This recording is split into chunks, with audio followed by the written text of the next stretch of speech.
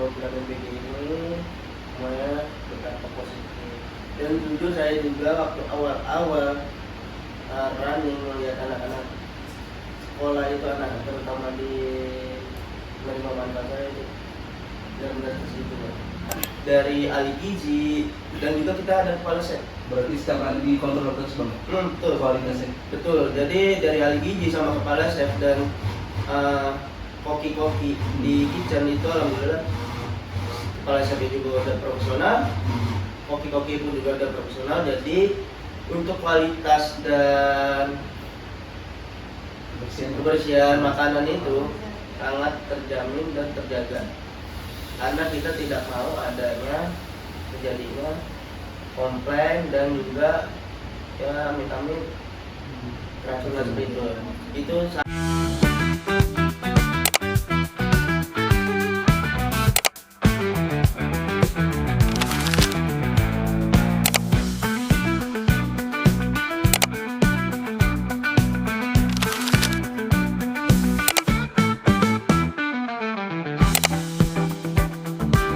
Assalamualaikum warahmatullahi wabarakatuh. Alhamdulillah pada hari ini kita sudah kedatangan bintang tamu spesial. Boleh kita langsung kenalan aja kali ya, Abang. Oke. Boleh disebutkan namanya, terusnya sebagai apa dan dari bertugas di mana? Oke. Ya, assalamualaikum warahmatullahi wabarakatuh. Waalaikumsalam. Perkenalkan, nama saya Abdul Aziz. Nah, alhamdulillah saya sangat terima kasih dengan Abang Fadil dan Kakak siapa? Dian, Kakak Dian dan Erika. Kak Erika yang sudah mengundang saya di podcast ini. Saya sebagai Kepala SPPG di Depok Jaya, dan saya sangat bersyukur dan alhamdulillah sudah diundang. Jadi Bang, kita sebutnya Bang Abdul, Bang Aziz atau seperti apa nih biar enak? Kalau sebutan mah banyak. Ah, Banyak kalau di kampus. Kebetulan saya juga alumni juga kan. Oh, iya. Alumni UMJ, prodi ilmu komunikasi kalau ini. Bapak Dino sama rekan-rekan juga di FISIP juga ya. Iya, Administrasi publik ya. Publik. Oh, berarti bisa dipanggil Bang Abdul, Bang Aziz. Boleh bebas. Mungkin Bang Aziz aja, Kak. Bang Aziz aja biar Boleh. enak ya. Oke, sebelum kita lebih jauh, mungkin kita izinkan kami untuk membacakan CV dari Bang Aziz sendiri. Boleh? Erika, izin dari sini ya Bang. Atas nama Abdul Aziz, tempat tanggal lahir Jakarta 2 Januari tahun 2000. Untuk edukasinya itu dari SMA Bintaro Kota Depok pada tahun 2015 sampai 2018. Selanjutnya lanjut di Universitas Muhammadiyah Jakarta, Fakultas Ilmu Sosial dan Politik, program studi Ilmu Komunikasi. Tahun kelulusannya di tanggal 2019 sampai 2023. Untuk skillnya sendiri, kemampuan berpikir kreatif dan mempertimbangkan solusi inovatif, terutama ketika menanggapi kasus-kasus kompleks atau baru. Lalu keterampilan interpersonal dan komunikasi yang baik, mampu bekerja secara efektif sebagai bagian dari tim. Fotografi dan videografi, menguasai Microsoft MS Office yaitu Word, Excel, dan PowerPoint. Untuk pengalaman organisasinya sendiri, Bang Aziz itu anggota Sobat Cyber Indonesia PJ di bidang hubungan masyarakat. Lalu anggota Ikatan Mahasiswa Muhammadiyah, anggota Himpunan Ilmu Komunikasi, dan ketua bidang minat dan bakat di Badan Eksekutif Mahasiswa Fakultas Ilmu Sosial. Oke, terima kasih ya. Berarti Bang Fadil, Bang Fadil, Bang Aziz ini sempat aktif di Himakom juga ya? Satu periode atau? Kebetulan kalau di Himakom saya itu sebagai anggota. Oh, Anggota sebenarnya. bidang 1. Oh iya. Itu bidang 1 itu bidang organisasi. Kaderan ya biasa. Betul. Terus abis itu tahun selanjutnya abang berarti langsung ke BEM Betul. fakultas Betul. di bagian seni dan budaya ya. Bukan, Oh, minat dan bukan. bakat. Dan makan. Minat dan bakat. Betul. Oke. Ya. Bang Aziz itu kan tadi sudah dibacakan kalau Bang Aziz ini adalah kepala SPPG MBG ya, berarti di Depok Jaya. Abang, ini pertanyaannya, menurut abang sendiri siapa aja sih aktor utama yang terlibat langsung maupun langsung ataupun tidak langsung dalam pelaksanaan program MBG di daerah Depok Jaya ini? Terus gimana cara pembagian peran di antara pemerintah pusat sama pemerintah daerah, terus sekolah sama pihak-pihak swasta dalam menjalankan program ini? Oke, itu aktor di dalam SPPG Depok Jaya ya. Iya. Itu aktornya itu ada namanya perwakilan yayasan.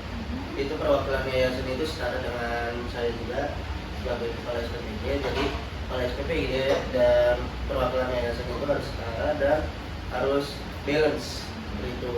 Karena kenapa ada perwakilan yayasan? Perwakilan yayasan itu nanti akan menghubungkan ke yayasannya langsung begitu. Jadi perwakilan yayasan dan kepala SPPG, dan di bawahnya lagi ada namanya ahli gizi. Tuh, ahli gizi itu perannya itu dia berperan bertanggung jawab untuk segi menu dan nilai-nilai gizi juga. Jadi itu menu-menu yang akan didistribusikan ke penerima manfaat itu sudah diperhitungkan oleh ahli gizi dan sudah dipastikan kelayakan dan kualitas makanannya sendiri. Jadi untuk para masyarakat juga jangan khawatir untuk segi menunya, soalnya udah kita jaga betul gitu. Dan juga selain ahli gizi ada namanya akuntansi. Akuntansi ini dia bertanggung jawab untuk keuangan di SPPG, dari keuangan masuk, terus pengeluaran, dan juga pembelian bahan baku, itu semua atas dari akuntansi yang bertanggung jawab seperti itu.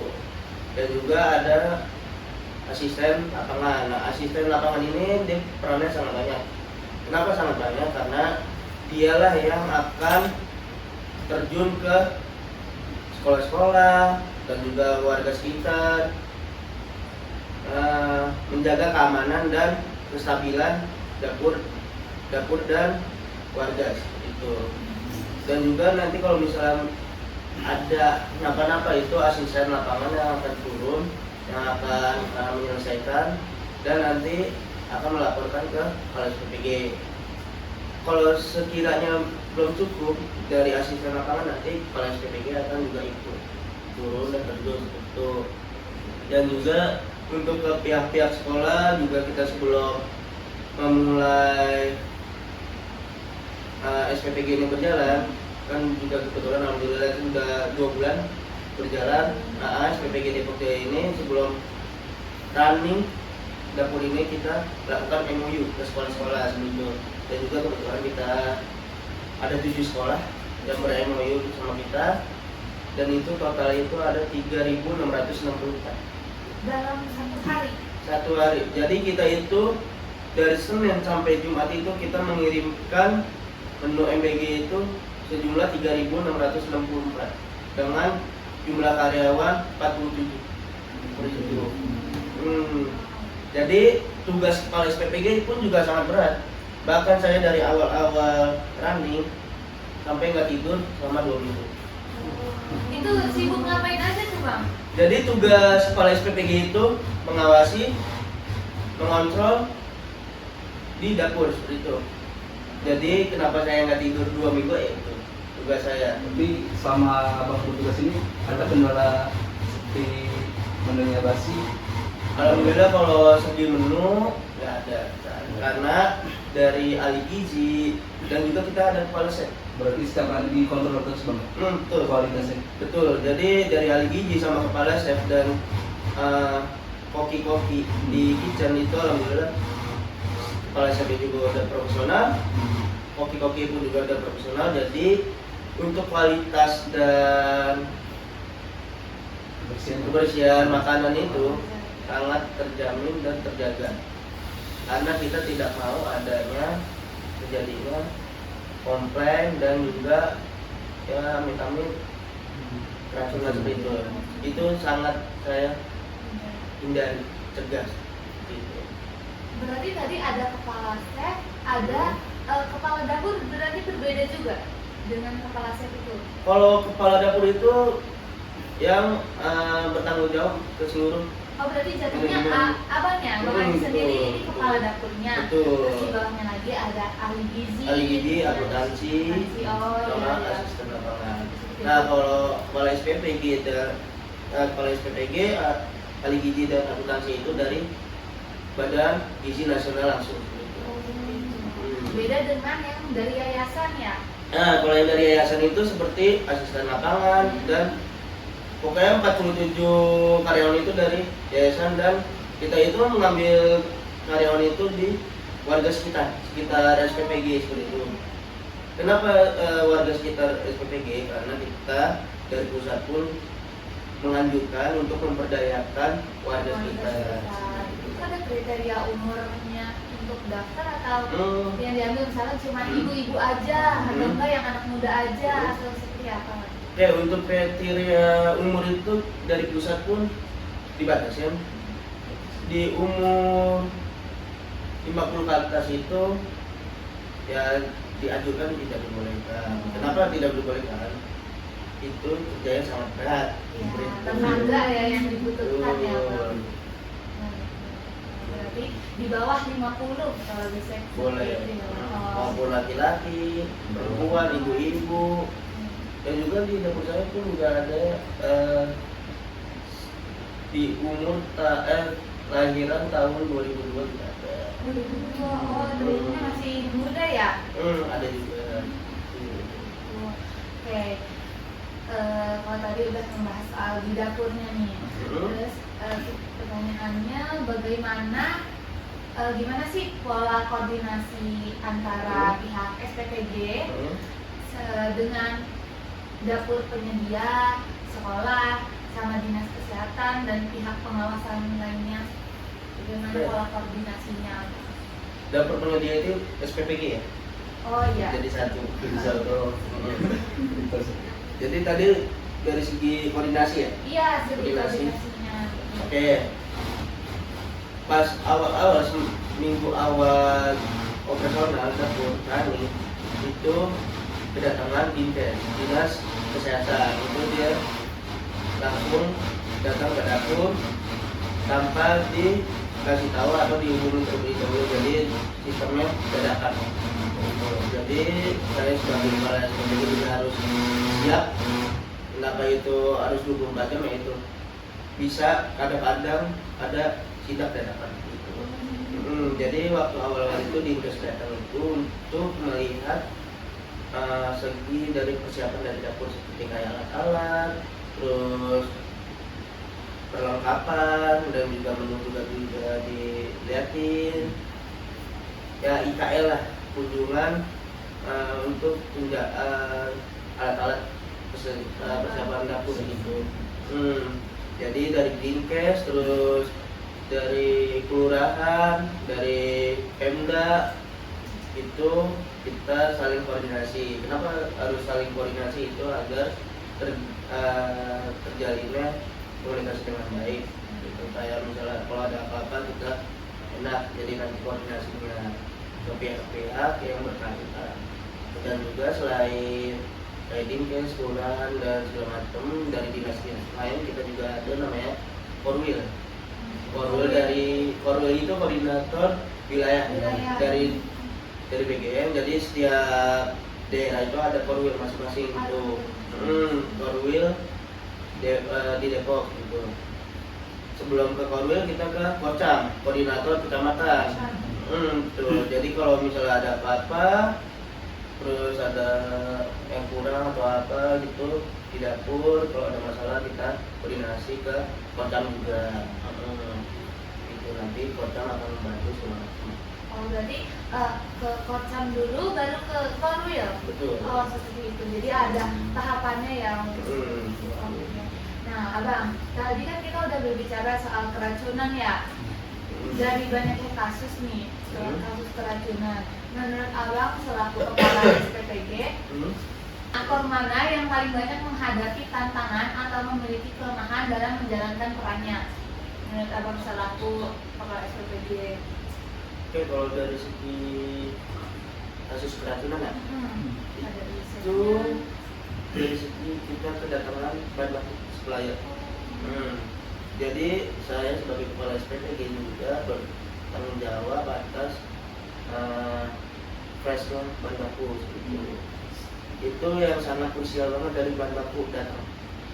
Jadi kalau bahan baku datang ke dapur itu kalau tidak bagus atau rusak itu saya tidak perbolehkan untuk diolah. Bahkan saya kembalikan lagi ke supplier, harus ganti yang baru.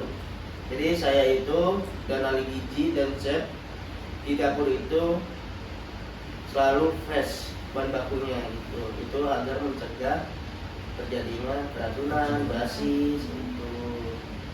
Jadi menurut Abang yang paling berpengaruh itu sebetulnya bukan di aktornya ya, tapi justru di Dari bahan bahan baku, bakunya. betul. Kalau ketika bahan bakunya datang keadaan yang nggak fresh, itu bisa sangat berpengaruh buat nanti di pengolahannya Betul. mungkin ya. Dan juga selain bahan baku, cara mengolah gitu. Cara mengolah atau memasaknya. Kalau misalnya mengolah atau memasaknya asal-asalan nggak benar, itu bisa jadi basi nantinya pas kita distribusi gitu. Ngomong-ngomong soal cara mengolah juga, aku jadi penasaran. Ketika ada yang mau mendaftar untuk menjadi apa ya bahasanya kalau yang kerja di dapur itu, apakah ada pelatihannya dulu atau seperti apa? Oke, untuk karyawan ya sebelum bekerja itu kita di awal-awal itu kita adakan latihan training selama 3 hari gitu. Jadi kita pastikan untuk karyawan itu udah benar-benar siap untuk bekerja gitu. Berarti ada pelatihan ya, karena kan masak apalagi jumlahnya besar, tadi berapa Bang? 3.600 sehari 3.000. Itu pasti berbeda banget sama masak kita sehari-hari yang kayak cuma sedikit doang gitu kan. Makanya mungkin tantangannya bakalan lebih sulit ya Bang. Betul. Ada aja tantangannya. Dan kita ini Bang, tentang masalah SOP keamanan panganan sekarang sudah cukup melampaui apa ada kendala? Kalau untuk SOP di dapur saya ya, itu alhamdulillah sih saya sangat menekankan kebersihan. Kebersihan dan menggunakan APD. APD-nya apa aja sih? Dari pelindung kepala sampai bawah. Jadi kayak para karyawan itu harus wajib menggunakan namanya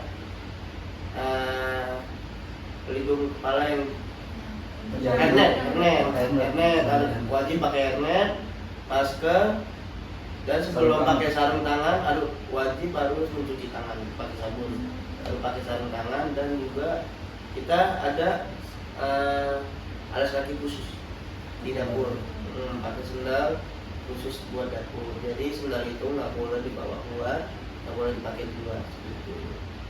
Dan juga pakai yang di dada itu cermek kayak gitu. Standarnya itu di berpakaiannya saja atau dari alat-alatnya? Biasanya kan kalau dapur-dapur gitu harus pakai yang stainless, nggak boleh yang plastik seperti itu ya, Bang? Jadi untuk kayak alat masak kayak kuali itu harus stainless semua. Terus juga baskom juga ada harus stainless. Juga buat centong nasi pun juga stainless. Selain centong nasi stainless, kita juga lapisin pakai plastik. Kenapa harus pakai plastik? Biar terjaga kebersihan itu. Dan juga plastik itu setelah dipakai langsung dibuang, dan pas mau dipakai lagi diganti yang baru.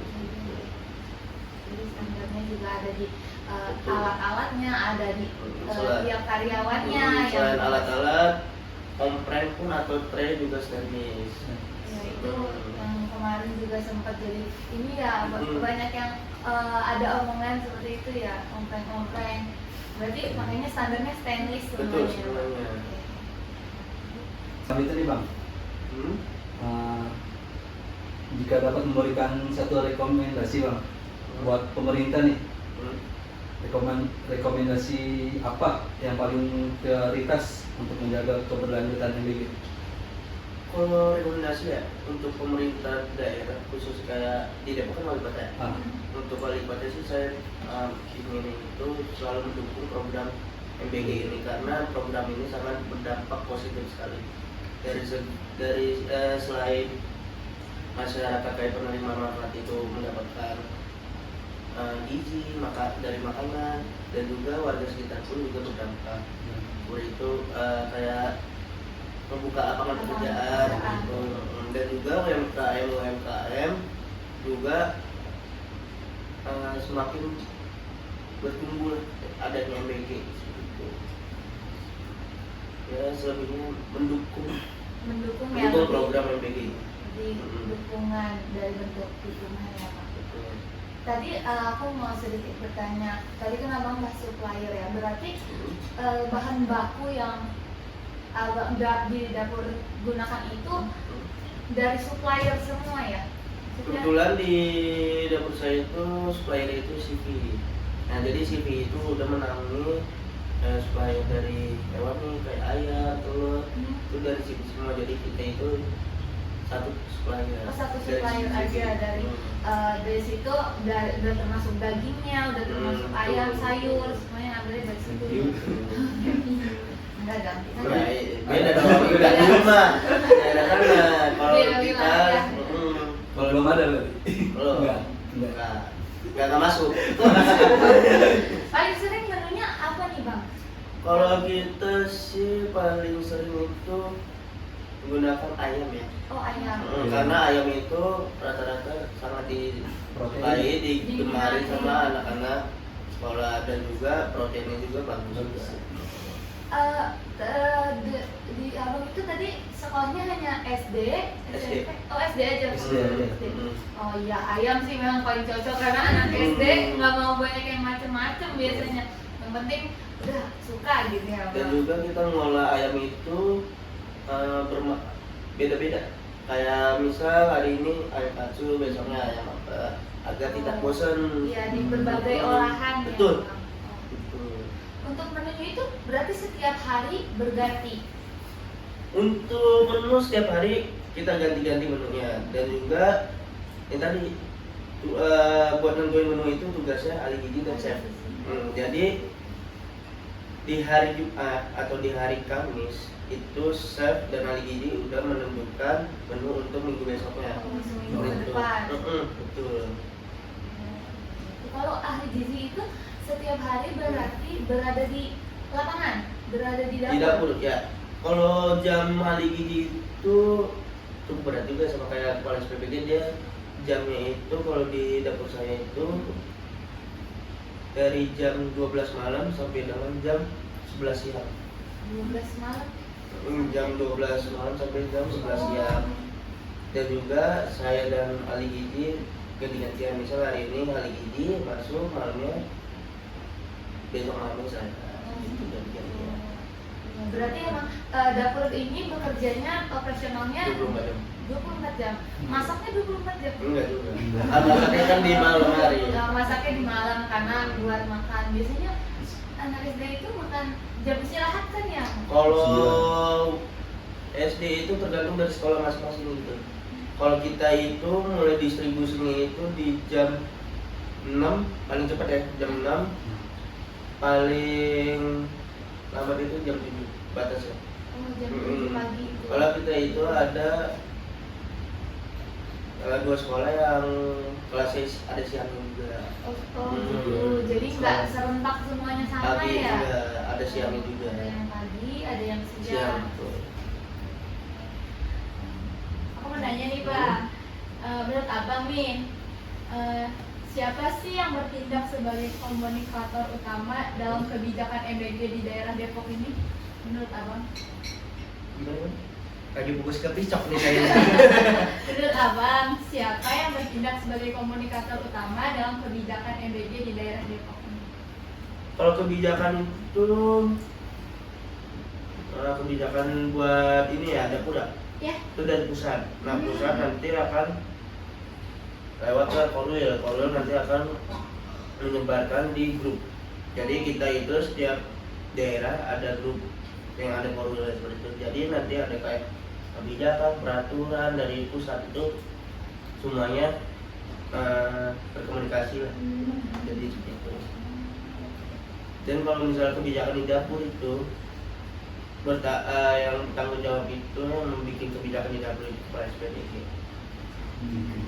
Kebijakan SOP, iya. SOP di dapur itu kepala SPPG yang menerapkan. Termasuk dari struktural di dalamnya apa gimana bang? Kayak misalkan ahli gizinya, nah itu abang yang menentukan dari SPPG nih, kayaknya mau ambil ahli gizi dari sini gitu. Kalau ahli gizi sih biasanya dari yayasan ya. Jadi di Kota Depok nih ya. Kota Depok itu ada grup ahli gizi dan akuntansi. Jadi kalau misalnya ada dapur yang baru nih yang belum memiliki ahli gizi dan akuntansi, bisa mencari di grup itu atau menyebarkan flyer. Gitu. Nanti kalau udah dapat ada yang lama ahli gizi segala macam, ahli gizi dan akuntansi, nah nanti baru kita daftarkan ke BGM. Jadi tetap ahli gizi dan akuntansi itu langsung dari BGM gitu. Kayak jadi langsung dari BGM. Kepala SPPG, ahli gizi dan akuntansi dari BGM semua.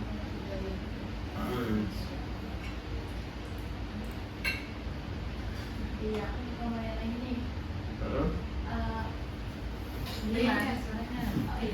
Gimana nih bang? Abang ini kan sebagai kepala SPPG ya. Menurut abang bagaimana SPPG menyampaikan informasi teknis kepada dapur penyediaan, terutama terkait perubahan SOP atau temuan audit semisal berubah gitu bang? Berubah gimana? Mungkin kayak gini, misalkan apa kan tadi abang bilang untuk kebijakan di dapur sendiri ini kepala SPPG yang membuat kan, masuk dari SOP. Nah ketika SOP itu udah dilaporkan nih ke mana nih tadi BGM ya? Iya. Terus di tengah jalan abang mau merubah SOP seperti itu bagaimana cara abang komunikasikan?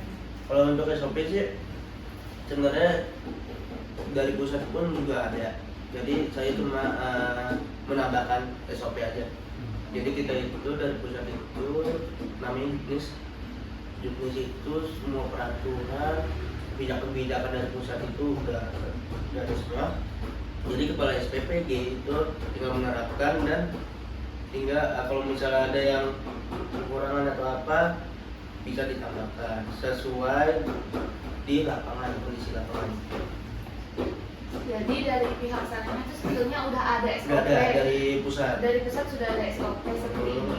Itu nanti ketika di lapangan ada perubahan atau apa itu bisa ditambahkan ya. Apa tapi bisa dirubah nggak bang? Kita kan ada yang udah dikasih ini dari pusat seperti ini. Terus kalau kan tadi bilangnya bisa ditambahkan. Tapi kalau dirubah kira-kira itu bisa atau emang hanya untuk ditambahkan saja? Kalau dari saya sih saya mengikuti dari pusat.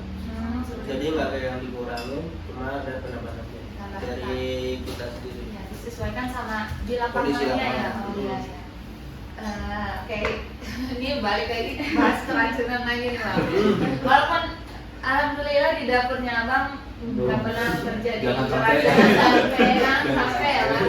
Kalau ada kayak gitu, bang. Musik, nah ini dia bang pertanyaannya.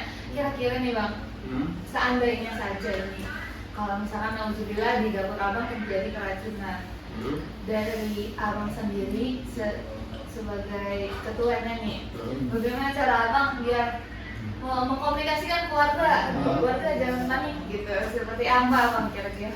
Karena kan kalau keluarga itu susah ya bang, maksudnya apalagi kalau sekarang udah diviralin, diapain itu pasti bakalan makin repot. Nah, kira-kira dari abang itu mengatasi masalah itu nantinya seperti apa? Kalau itu sih di Kota Depok ya. Iya. Di Kota Depok itu kita saling berkoordinasi dengan Korwil. Jadi Korwil pun juga ikut membantu, dan saya sebagai kepala SPPG itu sangat berperan banget kalau terjadinya keracunan seperti itu di menu. Itu kalau saya pribadi, kita kumpulkan tim ahli gizi, terutama ahli gizi dan chef ya. Kita kumpulkan, kita ngobrol bareng dengan ke pihak sekolah, penerimaan manfaat, dan juga ke Babinsa, terus ke Kapolsek juga sama, dan juga kelurahan dan Korwil. Kita obrolin secara kekeluargaan segala macam, dan juga klarifikasi bahwasanya kalau misalnya pure kesalahan dari dapur, kita juga akan membuat klarifikasi bahwasanya nantinya kedepannya kita usahakan tidak terjadi lagi, dan jalannya agar semuanya kondusif lah seperti itu. Jadi kita kepala SPPG saling terjaga lah komunikasi dengan Korwil itu. Jadi intinya di komunikasi ya.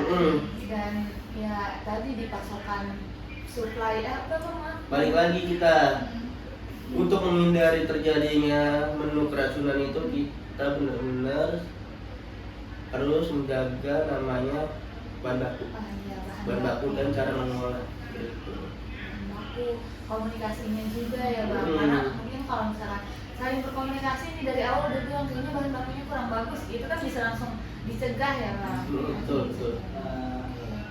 Nah, yang itu sih intinya komunikasi. menurut Abang nih, apa sih Bang tantangan terbesar di dalam komunikasi kebijakan antara? Balik lagi yang tadi lupa belum bukan yang masalah keracunan tadi. Oh iya. Jadi ahli gizi itu ada yang namanya sampel dulu. Jadi itu untuk berjaga-jaga kalau misalnya ditemukan seperti kayak makanan basi atau keracunan. Jadi kita itu ada sampel lah bahwasanya menu ini aman dan terjamin kualitasnya seperti itu. Kalau misalnya memang dari penerima manfaat merasa ragu dan segala macam, itu saya sebagai kepala SPPG pas makanan sudah matang sebelum dimasukkan ke tray atau ompreng, itu saya sudah mencobakan menu tersebut. Kalau misalnya ada dari saya sendiri menyatakan menu ini tidak bagus atau kurang bagus, itu saya tidak memperbolehkan untuk dimasukkan ke ompreng, harus dibuat habis gitu. Jadi ada sampelnya dulu sebelum disebarkan ke anak-anak gitu ya Bang. Berarti belum dimasukin ompreng, Abang selaku ketuanya harus mencicipi betul, gitu ya. untuk memastikan kelayakan dan kebersihan dan kualitas dari makanan. Itu setiap hari Bang, Setiap hari. seperti itu. Oh, itu termasuk dari SOP-nya sendiri atau emang iya Dari saya hanya sendiri. Abang karena memastikan ya? Oh iya. Oke. Nah, kembali lagi ke pertanyaan tadi, apa tantangan terbesar dalam komunikasi kebijakan antara SPPG, penyedia, sekolah, dan orang tua murid? Tantangan ya? Iya, tantangan terbesar dalam komunikasi kebijakan ini. Tantangan sih ya banyak ya. Tapi paling ambil salah satu aja, kayak misal balik lagi kayak menu, bukan dari segi menu basi atau apa ya, ini karena saya itu penerima manfaatnya itu SD, mungkin anak-anak itu merasa bosan dari menunya. Paling itu aja sih, komplain-komplainan dari anak-anak SD ya. Pak, menu ini dong Pak, mau beli itu, mungkin itu aja. Tantangannya seperti itu. Kita itu pun juga enggak selalu mengikuti dari requestan anak-anak, soalnya kita kan juga ada takaran gizi juga, yang sangat kita jaga banget gizinya gitu.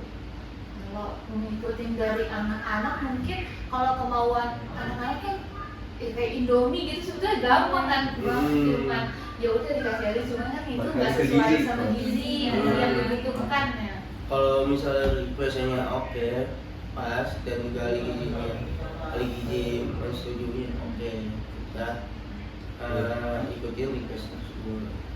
Banyak sih, nggak cuma di dapur saya doang, Iya. yang anak-anak itu minta request, dapur-dapur lain pun juga banyak. Iya. Paling banyak di request apa nih bang? Burger. Oh, burger. Burger, spaghetti, dimsum. Oh, dimsum. Makanya biasa lah kalau anak-anak ya, anak-anak sekarang kan kayak gitu kan, makanan. Tapi seperti itu kayak kalau burger nih, itu dari segi gizi itu bagaimana bang? Apakah bisa? Oh iya nih ada gizi kayak burger bisa nih kita masukin menunya atau seperti apa? Bisa nih kita masukin, kita lihat dulu dari takaran gizinya dan juga itu mah dari ahli gizinya dah. Oh, dari ahli gizinya, iya. Kalau ahli gizinya oke untuk menu burger tersebut, kita masukkan menunya. Sebetulnya kayak di dalamnya aja sih yang diubah-ubah ya bang, kayak misalkan yang bergizinya banyak proteinnya ayam. Pokoknya harus seimbang. Itu gizinya itu harus seimbang dari protein, lemak, terus karbohidratnya, energinya harus seimbang. Biasanya kan di dalam online itu ada susu ya bang. Apakah setiap hari dikasih susu atau bagaimana di dalamnya? Kalau di dapur saya ya, untuk susu itu saya seminggu 3 kali. Seminggu 3 kali. Itu selain susu kita juga ada buah. Gitu. Kalau buah mungkin setiap hari kali ya? Iya, kalau buah setiap hari. Buah harus. Kalau kan itu kan di dalam komplek atau kota itu harus seimbang dari karbohidrat, protein, semua itu. Dia mau buat semuanya di ahli gizi. Ini pertanyaan ini aja ya bang dari kita aja.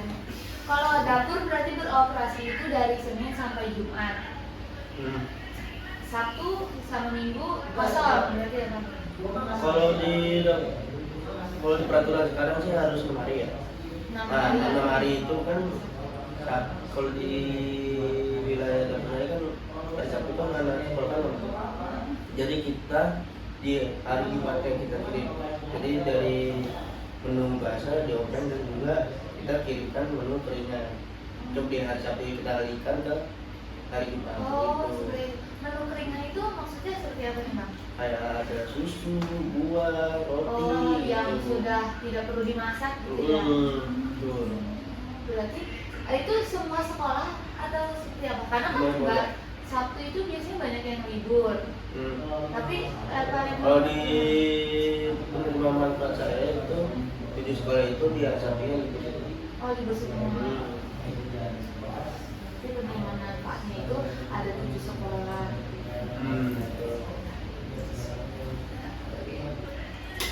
Ya kak, aku mau nanya nih. Misal nih, kakak dapat kakak bisa memberikan satu rekomendasi kebijakan kepada pemerintah pusat nih. Kira-kira dari Bang Aziz sendiri apa sih rekomendasi yang paling bingung? Apa sih rekomendasi yang paling abang mau prioritaskan buat menjaga keberlanjutan si MBD ini? Apa ya? Menurut abang ya? Aduh sulit juga kalau ke pusat ya. Dikritik juga bang. Dikritik juga bang. Ya mungkin yang saling bersinergi ya, dari pusat sampai kepala SPPG bersinergi dan komunikasi dengan kebijakan-kebijakan dan peraturan itu saling terjaga komunikasi. Jadi komunikasinya. Tapi sejauh ini nggak ada masalah kan maksudnya dari pusatnya langsung. Kalau ada info-info langsung tersampaikan ke kepala SPPG. Kalau aku mau tanyanya sebenarnya, ketika di dapur lain nih, misalkan ada kasus keracunan, itu berpengaruh nggak sih bang ke dapur abang? kayak dari sudut pandang warga atau masyarakat seperti apa? Apakah ada kayak jadinya tiba-tiba ompren dibalikin lagi nih semua belum dimakan karena di sebelah sana bisa ada keracunan gitu, ini kayaknya nggak, jangan dimakan gitu, ada nggak sih? Dulu sih saya nggak ngalami. Sampai Dan juga di kota Depok itu alhamdulillah sebenarnya banyak bagus-bagus semua. Juga kalau misalnya ada kayak ngalamin nggak segini kurang bagus, mungkin kita bergerak dengan mengamankan dan membantu dan mengklarifikasi cara kekeluargaan dengan baik Alhamdulillahnya dan untungnya mengedukasi ke masyarakat bahwasanya aluminium MBG itu aman dikonsumsi. karena masyarakat kalau udah ini ada satu kasus nih biasanya langsung booming, jadinya kayaknya anak saya jangan dikasih deh gitu. Seperti itu ya Bang. Ada aja sih kayak gitu. Tapi alhamdulillah di Depok ini aman ya Bang semuanya. Jangan. Alhamdulillah. perubahan apa aja sih yang perlu dilakukan untuk proses pemulihan dapur agar kasus keracunan tidak terulang? Agar nggak terulang lagi. Itu balik lagi yang tadi saya bilang, kita harus menjaga bahan baku. Bahan baku itu sangat krusial sekali. Dari bahan baku yang bagus, Kayak jangan diolah. Iya.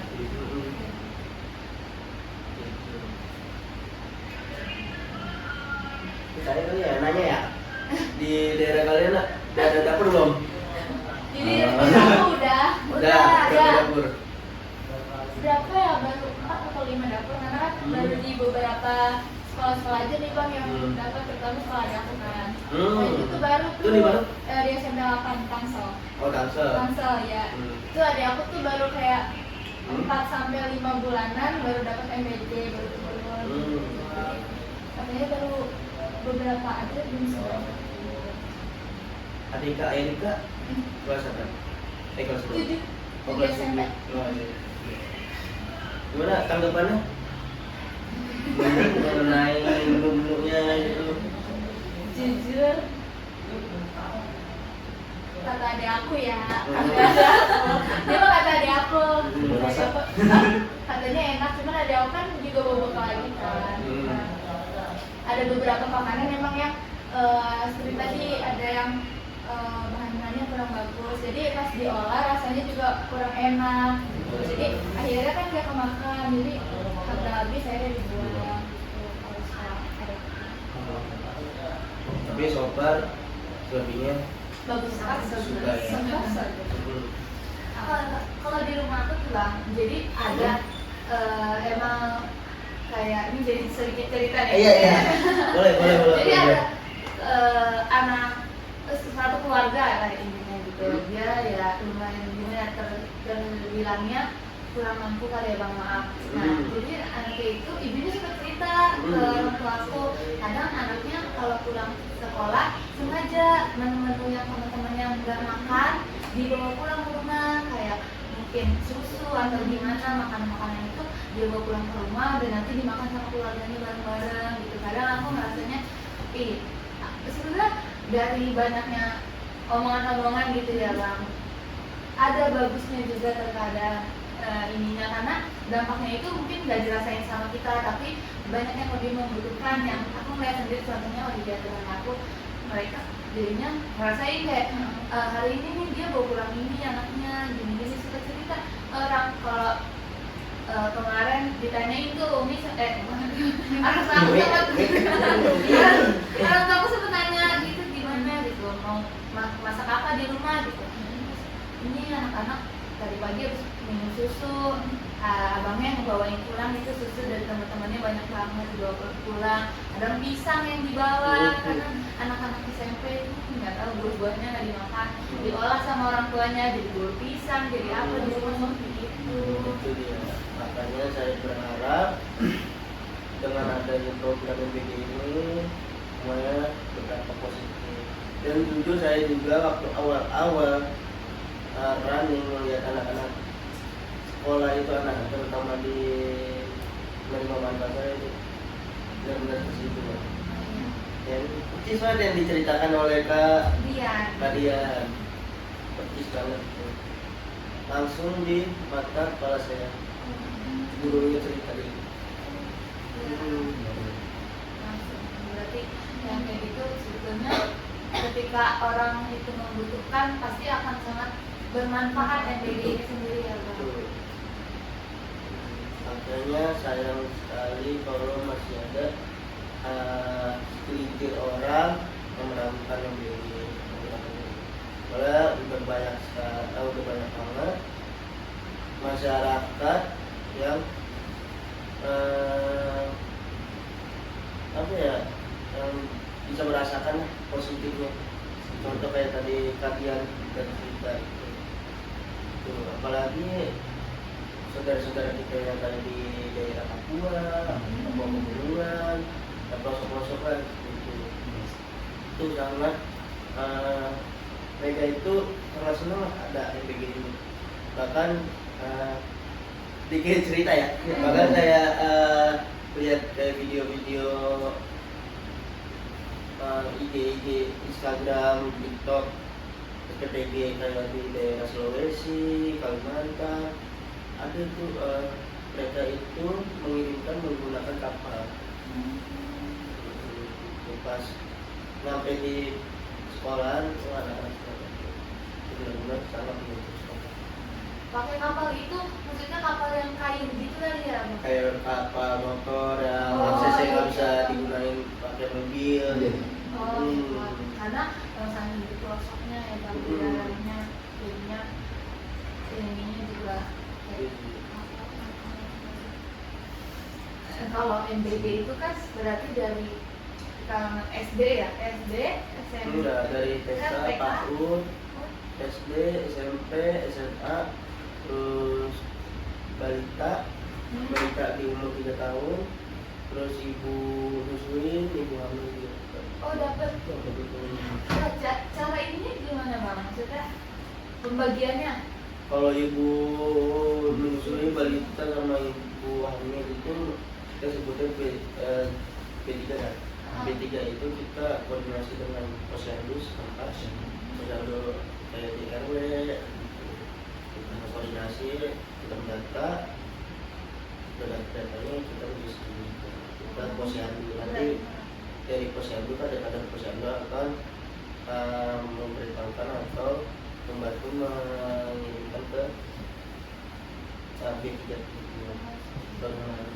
Berarti distribusinya melalui posyandu ya? Betul, ke kader-kader posyandu. Ya udah, mungkin terima kasih banyak Abang Aziz udah mau menjadi narasumber kita di acara podcast kita hari ini. Podcast apa? Polisi. Polisi. Podcast apa ya polisi Pak Junior? Podcast liputan administrasi. Oke, mungkin segitu aja dari kita hari ini. Kurang lebihnya mohon maaf dan terima kasih banyak Abang Ya, Aziz terima kasih. atas ilmu-ilmunya. Kita dapat banyak informasi dari Abang Aziz ini sendiri. Oke, kurang lebihnya mohon maaf. Segitu aja dari kami. Wassalamualaikum warahmatullahi wabarakatuh.